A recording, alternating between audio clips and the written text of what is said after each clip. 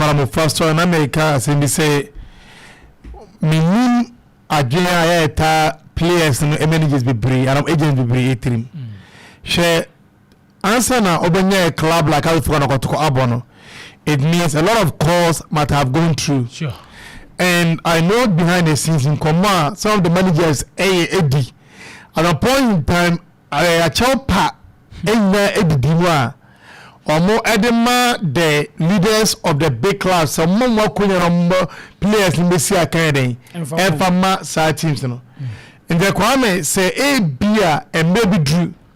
Na a beer, only player, no, the contract and no management, ever some a banner player in the corner Kwame.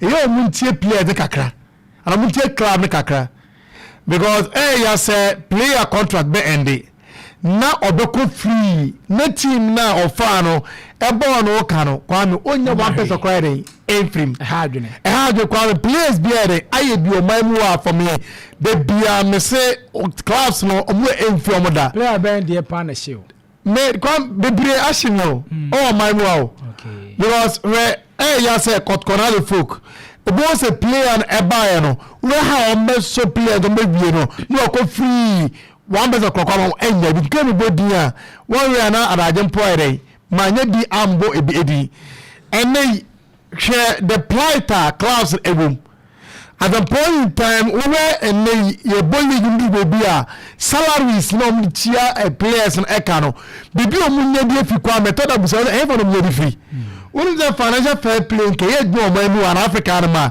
ke class in kabana komo e kire omo you also live within your means sika obenya not the right aba obra kwa miskaba no munya e clubs in na omo de no aba obra it means say and those class don we and ese bought wonders on no team egu Leon egu Bordeaux egu and e bia ke class no ke de komo na musa. So for me, I think it's high time Kwame also managers no do some many more who entie a their class ni be ezufre. If you ban Kwame oye bin contract end without folk no or tia say any new Kwame has yare ya creation bottom. And that's what Kwame call it. Not still in how for Kwame see we sign players home. Now after 1 year no more Kwame let's do with the kind of recruitment policy yeah my can last because I can be say coach recommend player at the team say go sign Emra one thing also more say one you do due diligence or also your background check it was a player na Urbano one be fit into team no the system and the policy of the club because a club like our folk no sign players ever like after 1 year also more answers and call mutual to measure contract come the say player and why and so far so be out and our sales are coding or free and other folk pay the match recent years say mutual termination Rabano kwame nenya sana tie examine himself question be say omo sure say kwame a mutually termination of contract and the air cost no because you better down sorry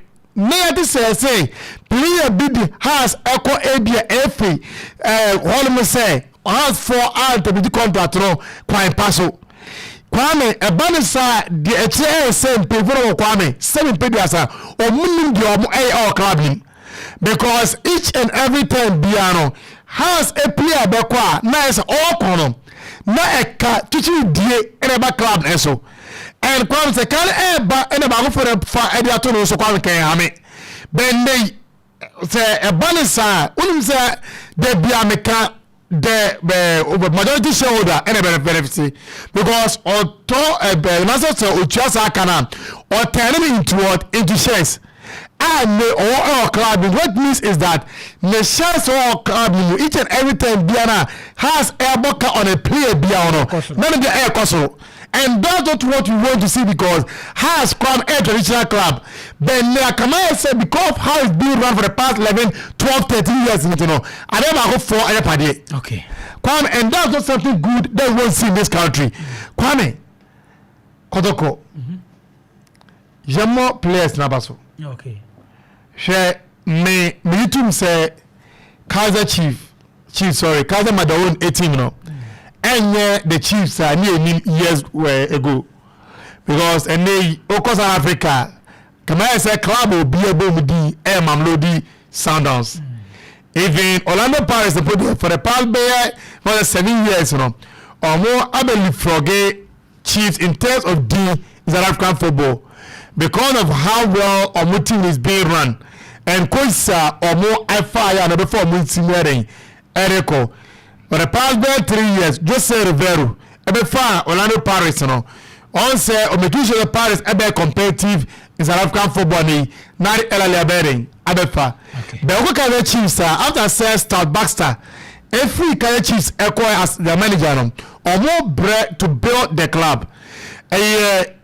Idea first I tried to do the last season under Nasruddin Nabi and the coach at the moment on a version of the NTNFA Cup on my own friend the Nedbank Cup and on last season on the Okola League also maybe 9th in the League of South Africa. Okay. And your team are even the top 4 in South Africa account be almost do 9th teams more 16 teams on South Africa do 9th over there.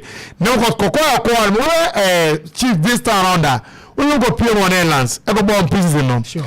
And on about 5 matches against teams or more Eredivisie. Kwanye teams or more Esther Division the Division 1 no. You more the Dutch Eredivisie boy. And those 5 matches no almost share PEC Zwali. Almost last season the 10th out the Hot Netherlands league.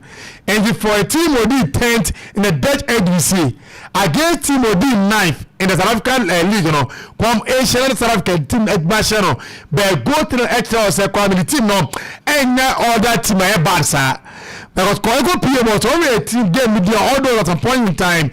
Now, Nasruddin maybe 18 the possession there. Because players you can see say they were organized and they composed. There are some players who saw Madiba near Konkai. America do play shootout for me. Mohamed Kamara actually as a Kwabal play stopping that. He's one of the finest in this country. Okay. Because only you got to air ball about the penalties there or Edward got goal in the Darius Harry Folk Asia also penalty any child football corner. And Nano so around 4 penalties with Richard got winning by 3 goals to for me. I think say a good more so it will build their confidence that can football no. The more now who win now confidence because confidence is everything in football. Say team confidence in your Duma Kwame. We need bearing and find the currency to matter no yet in the Masuma Kwame. Our brother and Friday. You have a mom Kakebu or Manu so Kwame Manu Obiabo Ambaso Medasi. Obiabo Ambaso and Kwame rightly so. Because no 2016 and since 2016 a Manu I do the level of Modri. I thought I qualification querying adding then they came last and then the number 1 Echo PM no Omangu Yenimase.